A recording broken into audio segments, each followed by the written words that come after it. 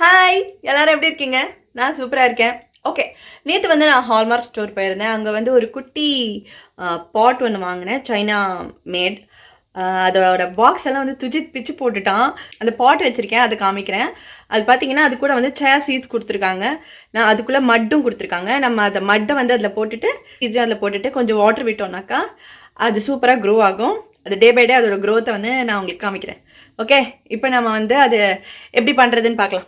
ஐ மீன் அந்த பாட்டுக்குள்ளே மட்டு போட்டு அதில் சீட் போட்டு தண்ணி ஊற்றலாம். ஓகேயா?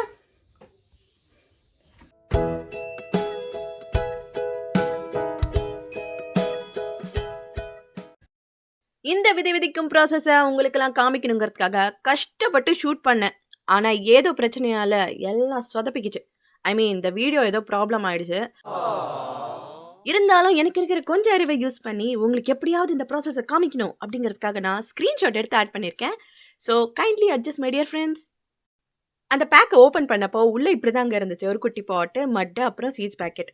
அந்த மட்டு பாருங்களேன், பார்க்கவே ரவுண்டா அழகா பிஸ்கெட் மாதிரியே இருக்குல்ல. நான் ரொம்ப டீசென்டான ஃபேமிலில பிறந்தவன் சார். என்ன பத்தி யாரோ உங்ககிட்ட தப்பா சொல்லிருக்காங்க சார். இப்போ நாம அந்த மட்டை இந்த குட்டி பாட்டுக்குள்ள போட்டு கொஞ்சமா தண்ணி விட்டா போதும், அது நல்லா புஷ்ஷுன்னு ஆயிடும். இப்போ இந்த சீட் பேக்கெட்டை வந்து நம்ம பிரிச்சு அதில் கொட்டலாம்.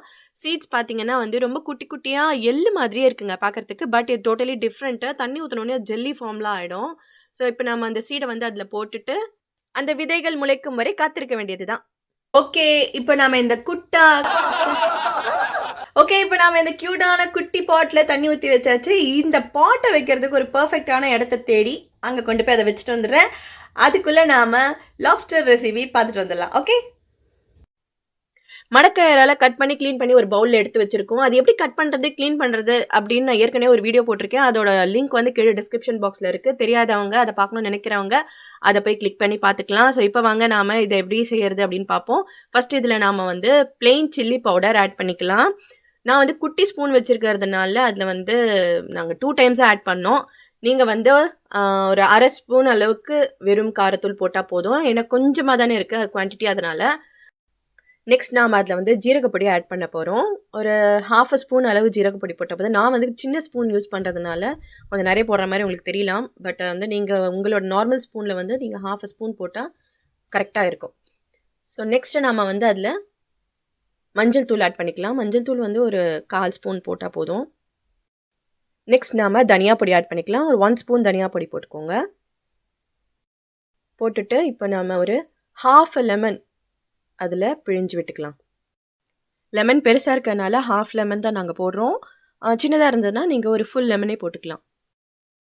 நெக்ஸ்ட் அதில் வந்து ஒரு 1 ஸ்பூன் அளவு இஞ்சி பூண்டு பேஸ்ட் ஆட் பண்ணிக்கோங்க. ஆட் பண்ணிவிட்டு அதை நல்லா இப்போ நாம் கையால் மிக்ஸ் பண்ணி விடணும். மிக்ஸ் பண்ணும்போது மறக்காம உப்பு போட்டுடுங்க. இந்த டிஷ்ஷை செய்யறது யாருன்னு பார்த்தீங்கன்னா என் ஹஸ்பண்ட் தான் செய்யறாரு. நான் ஏற்கனவே சொல்லியிருக்கேன், என் ஹஸ்பண்ட் வந்து ஷெஃபா இருந்தவங்க, சூப்பரா சமைப்பாங்க. அவர் பண்றதே வித்தியாசமா இருக்கும். ஃபைனல் அவுட்புட் பார்த்தீங்கன்னா செம்ம டேஸ்டா வரும். இதை நல்லா மிக்ஸ் பண்ணியாச்சு. இப்போ இது கொஞ்சம் நேரம் ஊறட்டும். நம்ம அதுக்குள்ள தாளிக்கிறதுக்கு தேவையானதை ரெடி பண்ணிக்கலாம். பேன் நல்லா சூடானதும் அதில் ஒரு 3 ஸ்பூன் அளவுக்கு எண்ணெய் விட்டுக்கோங்க. எண்ணெய் நல்லா காஞ்சதும் இப்போ நாம அதில் இஞ்சி பூண்டு ஆட் பண்ணிக்கலாம். அதாவது பொடியாக நறுக்கிய இஞ்சி பூண்டு. நான் வந்து 3 பல்லு பெரிய பெரிய மலை பூண்டு இருக்கு இல்லையா, அது வந்து 3 பல்லு பூண்டு போட்டிருக்கேன். இஞ்சி வந்து ஒரு சின்ன துண்டு இஞ்சி போட்டால் போதும். கொஞ்ச நேரம் அது நல்லா வதங்கட்டும். அந்த இஞ்சி பூண்டோட பச்சை ஸ்மெல் எல்லாம் போகிற வரைக்கும் நல்லா வதக்குங்க. கலர் வந்து லைட்டாக சேஞ்ச் ஆக ஆரம்பிக்கும், ப்ரௌன் கலரில். ஸோ அந்த மாதிரி டைமில் நாம் அதில் வெங்காயத்தை ஆட் பண்ணிக்கலாம். ஓகே, அந்த இஞ்சி பூண்டு வந்து இப்போ நல்லா கலர் சேஞ்ச் ஆகிடுச்சு, வதங்கிடுச்சு. இப்போ நாம் அதில் வந்து பொடியாக நறுக்கி வச்சிருக்கிற வெங்காயத்தை அதில் ஆட் பண்ணிக்கலாம். இப்போ ஒரு முக்கியமான விஷயத்த உங்களுக்கு நான் சொல்ல போகிறேன். என் ஹஸ்பண்ட் ஷெஃப்ங்கிறதுனால அந்த பேனை போட்டு இந்த ஆட்டுறாரு. அவர் அப்படி செய்கிறாரு அப்படிங்கிறதுக்காக இதை இப்படி தான் சமைக்கணுமோ அப்படின்னு நினச்சி நீங்கள் வீட்டில் சமைக்கும் போது அந்த பேனை தயவு செஞ்சு இப்படிலாம் ஆட்டிடாதீங்க. அப்புறம் வதக்கின வெங்காயம்லாம் கீழே கொட்டிடும். ஓகே, இப்போ இது நல்லா வதங்கிடுச்சு. இதில் நம்ம இப்போ சாம்பார் வெங்காயத்தை ஆட் பண்ணிக்கலாம். நான் வந்து ஒரு 10 வெங்காயம் ஆட் பண்ணியிருக்கேன். இது வந்து நல்ல வாசனை கொடுக்கும், நல்ல ஒரு ஃப்ளேவரும் கொடுக்கும்.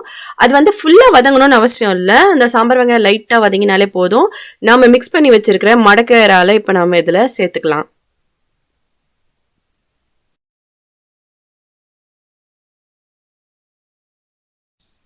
அதை நல்லா மிக்ஸ் பண்ணிவிட்டு அதில் நம்ம இப்போ வாட்டர் ஆட் பண்ணிப்போம். வாட்டர் வந்து ஒரு 1/4 டம்ளர் ஆட் பண்ணினா போதும்.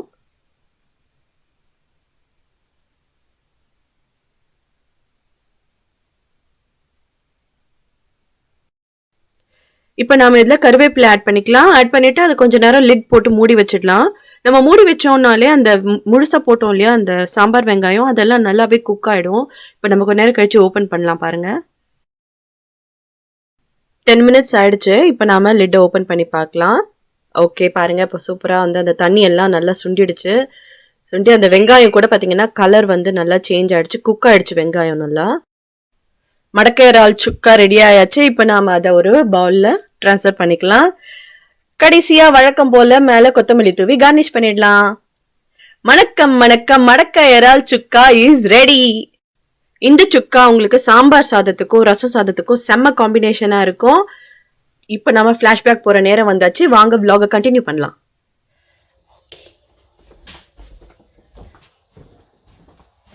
கீழே டைனிங் ஹாலில் வைக்கலாம், அங்கே தான் நல்லா பிரைட்டாக இருக்கும்.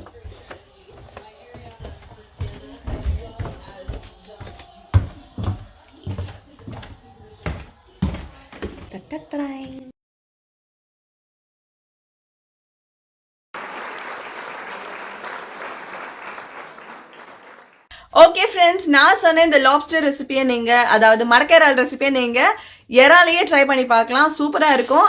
ட்ரை பண்ணிட்டு எப்படி இருக்கு அப்படிங்கறத எனக்கு கமெண்ட் செக்ஷன்ல சொல்லுங்க.